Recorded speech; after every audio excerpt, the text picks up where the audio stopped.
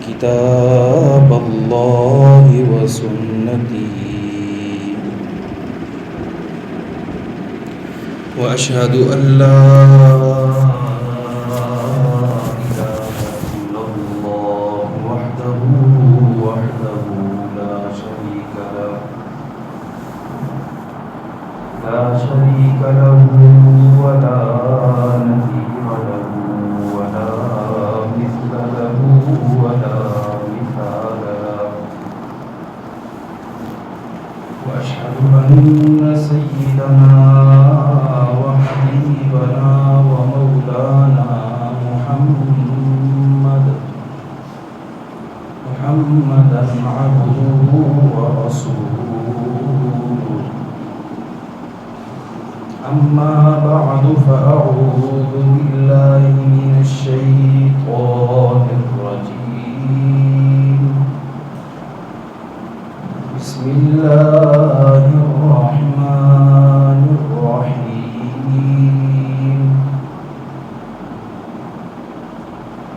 وإن من شيعته لإبراهيم إذ جاء ربه بقلب سليم، إذ قال لأبيه وقومه ماذا تعبدون أئفكا آلهة دون الله تريدون، فما ظنكم برب العالمين. وقال رسول الله صلى الله عليه وسلم إنما الأعمال بالنيات. صدق الله وصدق رسوله النبي الأمي الكريم، ونحن على ذلك لمن الشاهدين والشاكرين، والحمد لله رب العالمين. اللهم صل على محمد وعلى آل محمد كما صليت على إبراهيم وعلى آل إبراهيم إنك حميد مجيد. اللهم بارك على محمد وعلى آل محمد كما باركت على إبراهيم وعلى آل إبراهيم إنك حميد مجيد. معزز سامعین، عزیز بزرگوں، جمعۃ المبارک اسلامی سال کا آخری مہینہ ہے، ذی الحجہ، اور حج کے افعال اسی میں سر انجام دیے جاتے ہیں. اس کے علاوہ کسی اور مہینے میں حج کے افعال نہیں ہیں. ذی الحجہ تاریخی لحاظ سے بھی بہت سی چیزوں کا حامل ہے. آپ صلی اللہ علیہ وسلم کا خصوصاً ان ایام میں بہت سے افعال کا سر انجام دینا، حج کے علاوہ بھی. اور حضرت عثمان غنی ذو النورین رضی اللہ تعالی عنہ کا اس مہینے میں شہادت پانا، اسی طرح حضرت عمر فاروق رضی اللہ تعالی عنہ کا تقریباً 26 تاریخ کو ان پر حملہ ہوا اور 1 محرم الحرام کو ان کی شہادت ہوئی. تو اس لحاظ سے تاریخی لحاظ سے ہمارے لیے ان ایام میں بھی بہت بڑا سبق ہے کہ آپ صلی اللہ علیہ وسلم حج کے موقع پر بہت سے ارشادات آپ صلی اللہ علیہ وسلم سے مروی ہیں. ان میں جب آپ صلی اللہ علیہ وسلم نے حج کیا تو فرمایا کہ جو مسائل پوچھنے ہیں پوچھ لیں، شاید تم میں سے ایک بندہ اگلے سال تم میں نہ رہے. اسی طرح آپ صلی اللہ علیہ وسلم نے ان ایام میں خصوصاً صلہ رحمی، بھائی چارگی، اس پر بہت زیادہ زور دیا. اگر انسان حجۃ الوداع آپ صلی اللہ علیہ وسلم کا جو خطبہ ہے وہ پڑھے تو سب سے زیادہ زور حقوق العباد پر ہے کہ حقوق العباد ادا کرو، عورتوں کے ساتھ، یتیموں کے ساتھ، مسکینوں کے ساتھ اچھا برتاؤ کرو، اپنے ماتحتوں کے ساتھ اچھا برتاؤ کرو، غلاموں کے ساتھ اچھا برتاؤ کرو. ہر چیز کا ذکر کیا. ان مہینوں کی نسبت حضرت ابراہیم خلیل اللہ علیہ السلام کی طرف ہے، جو سلسلہ پیچھے قائم ہے. پچھلے جمعے بھی اور اس سے پچھلے بھی ابراہیم علیہ السلام کا کچھ تذکرہ اور اس کے بعد قربانی کے مسائل کا تذکرہ ہوا. اللہ رب العزت فرماتے ہیں وَإِنَّ مِن شِيعَتِهِ لَإِبْرَاهِيمَ، یقیناً حضرت نوح علیہ السلام ہی کی جماعت میں ابراہیم علیہ السلام بھی تھے. نوح علیہ السلام جس مشن کو لے کر آئے تھے اسی مشن کو حضرت ابراہیم خلیل اللہ نے اٹھا لیا. ابراہیم علیہ السلام اور حضرت نوح علیہ السلام میں تقریباً 5 واسطے آتے ہیں. اذ جاء ربه بقلب سلیم، جب ابراہیم علیہ السلام اپنے رب کے پاس آئے سلامتی والا دل لے کر، انابت والا دل لے کر، ماننے والا دل لے کر کہ اے اللہ تیرے سوا کوئی معبود نہیں ہے. اور ایسے دور میں آئے کہ اس دور میں کوئی دوسرا بندہ بھی نہیں تھا کہ جو اللہ کی عبادت کرتا ہو اکیلے میں. ابراہیم خلیل اللہ رب العزت کی صفات عالیہ کو فطرت کے موافق سمجھے. ہر ایک آدمی فطرت کے موافق توحید کو سمجھ لیتا ہے، لیکن ابراہیم علیہ السلام جس لحاظ سے سمجھے وہ بعد والوں کے لیے اللہ رب العزت نے بہت زیادہ زور دیا ابراہیم علیہ السلام کے واقعے کے لیے تاکہ اس سے عبرت حاصل کرنے اور اس طور پر ایمان لے آئیں.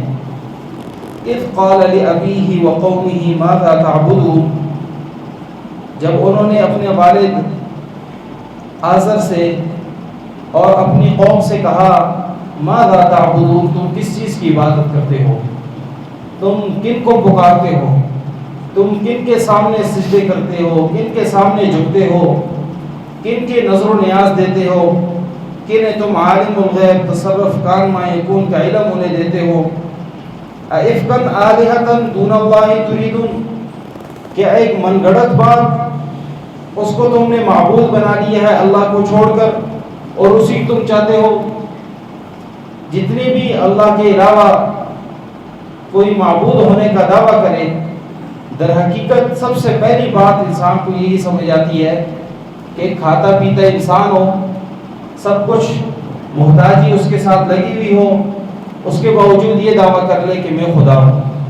تو ایسا تو خدا نہیں ہوتا کہ جو کھانے پینے کا، رہنے کا، اٹھنے بیٹھنے کا، حتیٰ کہ ہر لمحے میں کسی نہ کسی چیز کا ضرور محتاج ہوتا ہے. معبود وہ ہوتا ہے جو ان سب چیزوں سے پاک ہے. اللہ لا الہ الا هو الحی القیوم، اللہ وہ ذات ہے جو حی ہمیشہ زندہ رہنے والی ہے، القیوم ہر چیز کو تھامنے والی ہے. لا تأخذہ سنۃ ولا نوم، نہ اسے نیند آتی ہے نہ اونگ آتی ہے. اللہ کی ذات تو یہ ہے کہ بغیر کسی کے محتاج ہونے کے سارے کی انسانیت اللہ کی محتاج ہے. اللہ الصمد، بے نیاز ہے، اللہ کو کسی کی کوئی ضرورت نہیں ہے، لیکن سب لوگوں کو اللہ کی ضرورت ہے. اے اللہ اگر تیرے سوا کوئی اور ہے نہیں ہے تو ہم تو کس دربار پہ ہیں؟ تیرے ہی تو دربار ہے کہ جس دربار میں ہم اپنی محتاجی رکھ کر اپنے محتاجی کا مداوع کر سکتے ہیں۔ ابراہیم علیہ السلام نے فرمایا فما ظنکم برب العالمین، اپنے باپ سے اپنی قوم سے کہنے لگے تمہارا کیا خیال ہے رب العالمین؟ تم تو اپنے معبود اپنے ہاتھوں سے تراشتے بناتے ہو اور پھر جو ہے انہیں معبود کا لقب دے کر انہیں الوہیت کے درجے پر فائز کر کے انہیں پکارنے لگ جاتے ہو۔ ذرا بتاؤ تمہیں جس نے پیدا کیا، زمین کے ذرے ذرے کو جس نے پیدا کیا، عالم کو جس نے پیدا کیا، اور پھر عالمین جمع ذکر کی کہ جتنے بھی جہان ہیں ان سب کو پیدا کرنے والے رب کے متعلق تمہارا کیا خیال ہے؟ فنظر نظرۃ فی النجوم، تو لوگوں کے پاس تو اس کا جواب بالکل نہیں تھا۔ پھر میلے کا وقت آیا کہ سارے لوگ وہ اپنے ایک مخصوص میلے میں جانے لگے، ہر سال کی طرح اس سال بھی بڑے زور و شور سے جو ہے وہ جانے لگے۔ تو ابراہیم علیہ السلام سے جب انہوں نے کہا کہ میلے میں چلتے ہیں، فنظر نظرۃ فی النجوم، نجومیوں کی طرح، نجومی جس طرح مختلف چیزوں کو ذرا سوچ کے بتلاتے ہیں کہ یہ چیز اس طرح ہے، حضرت ابراہیم علیہ السلام نے توریہ کر کے بتایا کہ نجوم ستاروں کی طرف دیکھا، فقال انی سقیم، اور کہا کہ میں تمہارے لیے بطور بیماری ہوں، انی سقیم یعنی میں بیمار ہوں، یعنی بطور بیماری تمہارے لیے ہوں اور تمہاری بیماری کا علاج کرنے والا ہوں۔ حضرت ابراہیم خلیل اللہ نے فتولوا عنہ مدبرین، ان سے پھرے پیٹ پھیر کر، جب یہ سارے کے سارے لوگ قافلے والے سارے میلے میں چلے گئے، حضرت ابراہیم خلیل اللہ فراغ الی آلہتہم فقال الا تأکلون، ان معبودوں کے پاس آئے جن معبودوں کے سامنے انہوں نے اپنے کھانے کی چیزیں رکھی تھی کہ ان میں برکت آئے گی، کھانے کی چیزیں ان کے سامنے رکھ کر یہ خیال کر بیٹھے تھے کہ یہ جو ہمارے معبود ہیں جنہیں ہم نے اپنے ہاتھوں سے تراشا ہوا ہے، ان کے سامنے یہ جو ہم نے کھانا وغیرہ رکھا ہے اس میں بڑی برکت آ جائے گی، برکت کے بعد پھر ہم اپنا کھانا کھا لیں گے۔ تو ابراہیم علیہ السلام جب داخل ہوئے ان معبودوں کے پاس اس بت خانے میں، فقال الا تأکلون، تو کہنے لگے تم کھاتے نہیں ہو۔ یہ ایسے الفاظ ہیں اللہ رب العزت نے بڑی محبت میں اور قرآن کریم کا حصہ بنا کر بھیجے ہیں بعد والوں کے لیے بطور سبق کے، کہ جب بھی اللہ کے علاوہ کسی اور کے معبود ہونے کی بات آئے انسان کو اس قسم کا جلالی ہونا چاہیے۔ جمال بہت اچھی چیز ہے، حقوق العباد اور حقوق اللہ میں جمال کی بہت زیادہ ضرورت ہے، لیکن جلال اللہ رب العزت نے یہاں ابراہیم خلیل اللہ کا ذکر کیا کہ ابراہیم علیہ السلام آئے، کہنے لگے ان معبودان باطلہ سے، فقال الا تأکلون، تم کھاتے نہیں ہو، تمہارے سامنے انہوں نے چیزیں رکھی ہوئی ہیں تم کھا نہیں رہے، ما لکم لا تنطقون، پھر آگے اور زیادہ ان کی تسلیل کی کہ کیا ہو گیا تمہیں کہ تم بولتے بھی نہیں ہو۔ یعنی باوجود اس کے کہ ابراہیم علیہ السلام جانتے تھے کہ یہ نہ کھاتے ہیں نہ پیتے ہیں، کیوں؟ اس لیے نہ کھاتے ہیں نہ پیتے ہیں کہ ان کے پیدا کرنے والے یہ جو ان کے جن کی یہ جو لوگ عبادت کر رہے ہیں وہ لوگ ان کی بھی یعنی پیدا کرنے والے ہیں، ان لوگوں نے اس کا تخلیق کیا ہے، اسے تراشا ہے، اسے بنایا ہے۔ تو ما لکم لا تنطقون، ابراہیم علیہ السلام نے فرمایا کیا ہو گیا کہ تم بولتے نہیں ہو؟ فراغ علیہم ضربا بالیمین، تو بس پورے زور سے بالیمین، دائیں ہاتھ کے پورے زور سے انہوں نے جو ہے ضربے لگانا شروع کر دی ہیں اور سب کو جو ہے توڑ دیا، جتنے معبودین تھے ان سب کو توڑ دیا۔ فاقبلوا الیہ یزفون، پھر متوجہ ہوئے اس بت کی طرف جو ان میں سب سے بڑا تھا۔ فقال اتعبدون ما تنحتون، کہنے لگے ابراہیم علیہ السلام کیا تم عبادت کرتے ہو ما تنحتون، جنہیں تم تراشتے ہو۔ اپنے لوگ جب سارے کے سارے متوجہ ہو کر ابراہیم علیہ السلام کی طرف آئے، ابراہیم علیہ السلام نے دوسرے 17ویں پارے میں آتا ہے کہ یعنی فجعلہم جزازا، کہ ان کے جو بڑا بت تھا ان پر اس کی کھلاڑی رکھ دی اور پھر اس کے بعد واپس ہوئے۔ پھر جب لوگ آئے تو لوگوں سے بھی ابراہیم علیہ السلام بڑے اچھے انداز میں مخاطب ہوئے، کہنے لگے اتعبدون ما تنحتون، جنہیں تم تراشتے ہو اسی کی عبادت کرنے لگ جاتے ہو۔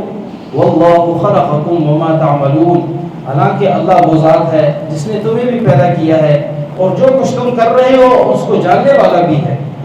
क़ालू इब्नु लहू बुनियानन, तो लोग कहने लगे कि बनाई जाए इसके लिए एक बड़ी इमारत सी, फ़अल्क़ूहु फ़िल जहीम, जला दिया जाए इसे, एक भड़कती हुई आग तैयार की जाए जिसमें इब्राहीम अलैहिस्सलाम को जला दिया जाए। फ़अरादू बिही कैदन, बस उन्होंने भी इरादा किया एक तदबीर का, फ़जअलनाहुमुल अस्फलीन, अल्लाह फरमाते हैं हमने उस तदबीर को, उनके उन हीलों को हमने नीचे कर दिया। इब्राहीम अलैहिस्सलाम को उससे बचा लिया। इब्राहीम अलैहिस्सलाम इसके बचने के बाद अल्लाह रब्बुल इज़्ज़त से कहने लगे, क़ाल इन्नी ज़ाहिबुन इला रब्बी सयहदीन, अब मैं अपने रब की तरफ हिजरत करने वाला हूँ, वो मेरी रहनुमाई करेगा। रब्बी हबली मिनस सालिहीन, और अल्लाह रब्बुल इज़्ज़त से औलाद मांगी है, अल्लाह मुझे नेक साले औलाद नसीब फरमा। यहाँ तक जो सिलसिला था, उसके बाद इब्राहीम अलैहिस्सलाम की एक नई आजमाइश शुरू हुई। उस नई आजमाइश के इंशाअल्लाह बाद में जिक्र किया जाएगा। आखिरी जो बात कुर्बानी के हवाले से जिक्र करता हूँ, तो कुर्बानी के जितने भी शराइत थी अल्हम्दुलिल्लाह बिफज़लिल्लाह पिछले जुमों में जिक्र हुई कि उसमें अकीदा ठीक हो, दूसरे नंबर पर हराम कमाई ना हो, और तीसरे नंबर पर नियत गोश्त की ना हो। ये तीनों उस बंदे की शराइत हैं।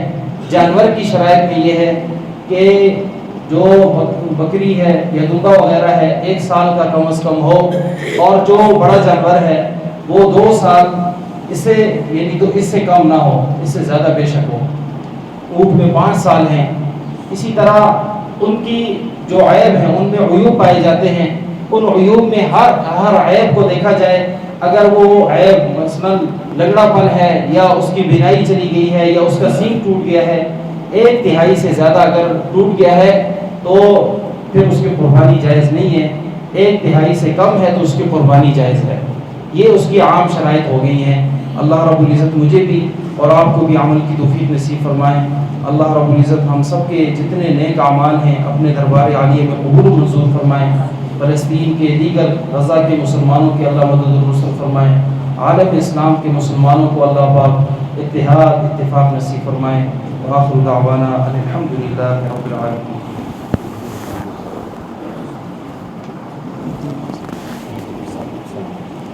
Thank you.